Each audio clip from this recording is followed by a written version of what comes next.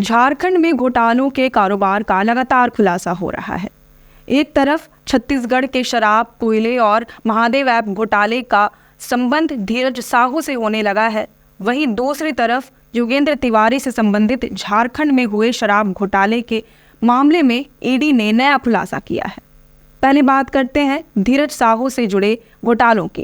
कांग्रेस से राज्यसभा सांसद धीरज साहू के ठिकानों से बरामद किए गए करीब 350 करोड़ से ज्यादा के कैश का संबंध छत्तीसगढ़ के शराब, कोयले और महादेव ऐप घोटाले से है। ये काली कमाई के पैसे हैं। ऐसा हम नहीं बल्कि केंद्रीय मंत्री अनुराग ठाकुर का कहना है। छत्तीसगढ़ के बिलासपुर में मीडिया कर्मियों से बात करते हुए उन्होंने ये बातें कही है। उन्होंने आगे कहा कि कांग्रेस नेताओं के काले धन के साथ पकड़े जाने के कई उदाहरण हैं। इसलिए कभी वह नोटबंदी का विरोध करती थी और अब वह ईडी, सीबीआई का भी विरोध करती है। वहीं दूसरी तरफ धीरज साहू की ओर से अपने ऊपर लगे आरोपों पर बीते दिनों उन्होंने स्पष्टीकरण जारी किया है। न्यूज़ एजेंसी ANI से बात करते हुए उन्होंने कहा कि शराब कारोबार कैश का कारोबार है। ये सारे पैसे शराब कारोबार से अर्जित किए गए हैं। उनकी फैमिली करीब 100 सालों से इस कारोबार से जुड़ी हुई है। फिलहाल उनकी फैमिली से 6 भाई और उनके बच्चे भी इस कारोबार से जुड़े हुए हैं। ये सारा पैसा उनका अकेले का नहीं बल्कि कई रिश्तेदारों और कई कंपनियों के हैं। उन्होंने आगे कहा कि उन्हें कुछ दिनों का वक्त चाहिए, उसके बाद वह आयकर विभाग को सारा हिसाब किताब दे देंगे। देखिए, पहला पॉइंट है कि हमारा जो परिवार है एक संयुक्त परिवार है, बहुत बड़ा परिवार है हमारा। इसमें कुल हम लोग 6 भाई थे, 6 भाई हैं और उनके बच्चे लोग भी हैं। आज बच्चे लोग सब व्यवसाय से जुड़े हुए हैं और हमारा 100 साल से भी ऊपर का जो कंपनी है या फिर ये पुराना ये बिजनेस है। और हम ये जो कैश का जो पकड़ा गया है ये हमारे व्यापार शराब से संबंधित फर्मों का पैसा पकड़ा गया है।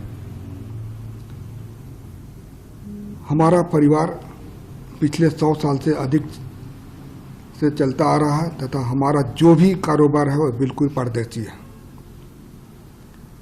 आपकी जानकारी के लिए मैं बता दूं कि जो कैश पकड़ा गया है वो शराब बिक्री का पैसा है, क्योंकि शराब व्यापार में सारा सेल कैश से होता है। यह पैसा सेल कलेक्शन था। यह पैसा को कांग्रेस पार्टी तथा अन्य राजनीतिक दलों से कोई इस पैसे का कोई संबंध नहीं है, जो कि चर्चा में आया है। तो इसके बारे में मैं बता दे रहा हूँ, ये पूर्ण रूप से हमारे कंपनी का पैसा था। और ये कैश का भी मैं जिक्र किया, वो कैश से ही हमारा व्यापार चलता है डेली। आप लोग भी जानते होंगे शराब जहाँ भी बिजनेस होता है वो कैश का ही बिजनेस होता है। तो वह कैश का ही यह बिजनेस है हमारा। और मैं हमारे फर्म के बारे में बता देता हूँ कि बलदेव साहू, शिवप्रसाद साहू एंड सन्स के नाम से हमारे है। दूसरा है रितेश साहू। ये तीनों फर्म हमारे रिश्तेदार के हैं। इसके अलावे हमारे और भी सारे रिश्तेदार लोग हैं, उनके नाम से भी है यह फर्म चलता है।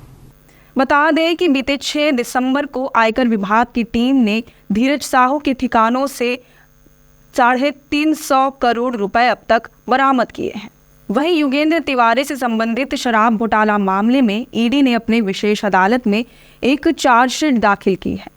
इस चार्जशीट में उन्होंने योगेंद्र तिवारी और शराब घोटाला मामले से संबंधित मनी लॉन्ड्रिंग के मामले में बड़े खुलासे किए हैं। चार्जशीट में ईडी ने बताया है कि योगेंद्र तिवारी ने शराब घोटाला के साथ साथ अवैध रूप से बालू का खनन और उनके स्टोरेज और साथ ही जमीन की अवैध रूप से खरीद बिक्री की है। चार्जशीट के तहत ईडी ने बताया है कि योगेंद्र तिवारी ने शराब घोटाला के साथ साथ अवैध रूप से बालू का खनन और उनके स्टोरेज और साथ ही जमीन की अवैध रूप से खरीद बिक्री भी की है।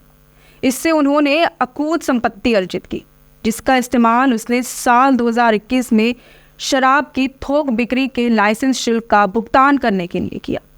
इसमें कई अधिकारियों और पावर ब्रोकर प्रेम प्रकाश का भी नाम है। अब झारखंड में कोई घोटाला हो और प्रेम प्रकाश का नाम ना आए, ऐसा कभी हो सकता है? बिल्कुल नहीं। ईडी ने अदालत को ये भी बताया है कि योगेंद्र तिवारी ने इस कारोबार को अपने निजी कर्मियों, सहयोगियों और शराब दुकान के कर्मचारियों के नाम पर संचालित किया। ईडी ने अदालत को ये भी बताया कि योगेंद्र तिवारी ने शराब का कारोबार अपने सहयोगियों, निजी कर्मियों और शराब दुकान के कर्मचारियों के नाम पर किया। इसके लिए उसने इन लोगों के बैंक अकाउंट्स भी खुलवा रखे थे, जिसका नियंत्रण योगेंद्र तिवारी करता था। इससे उन्होंने अकूत संपत्ति अर्जित की। इसके बाद जब घोटाले का खुलासा होने लगा तो उसने सबूत मिटाने की भी कोशिश की। उसने अपने 2 ईमेल आईडीज डिलीट कर दिए, जिसका सीधा संबंध उसके बिजनेस एक्टिविटीज से था। बता दें कि बीते 23 अगस्त को योगेंद्र तिवारी के 12 ठिकानों पर ईडी की टीम ने छापेमारी की थी। इसके बाद 19 अक्टूबर को उसे जेल भेज दिया गया। आज के लिए इतना ही। अगर आपको ये वीडियो पसंद आया हो तो इसे ज़रूर से लाइक और शेयर करें। हमारे चैनल लोकतंत्र 19 को फॉलो और सब्सक्राइब करना ना भूलें। फिलहाल लेते हैं अलविदा। जोहार।